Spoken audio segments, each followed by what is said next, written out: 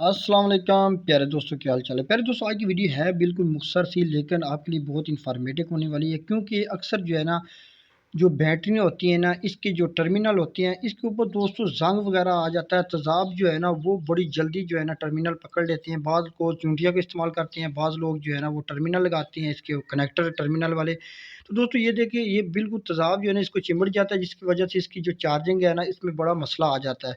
ज़्यादातर कार की बैटरी हो या ट्रैक्टर की हो या यूपीएस वाली बैटरी हो, कोई भी बैटरी हो, इसमें ज़्यादातर ये मसला आ जाता है।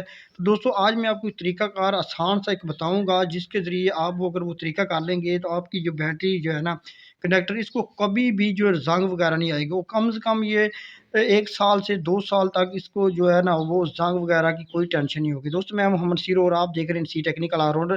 तो चलो मैं आपको तरीकाकार बता देता हूँ। तो दोस्तों जैसे कि ये टर्मिनल है ना, ये बैटरी के, ये मैंने कनेक्टर इसके बिल्कुल न्यू लगाए हुए हैं। लेकिन आपने दोस्तों क्या करना, आपने इसके ऊपर जो है ना एक थोड़ा-सा ग्रीस का इस्तेमाल करना, ठीक है ना?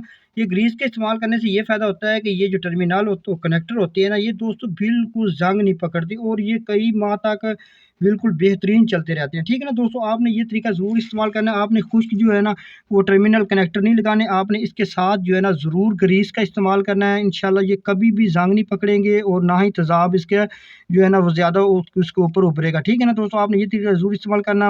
और दोस्तों ये थी आज की इन्फॉर्मेटिव वीडियो, उम्मीद है आपको अच्छी लगी। अगर अच्छी लगे दोस्तों में शेयर करो, हमारे चैनल को करें सब्सक्राइब और मुझे दी इजाज़त। अल्लाह हाफ़िज़।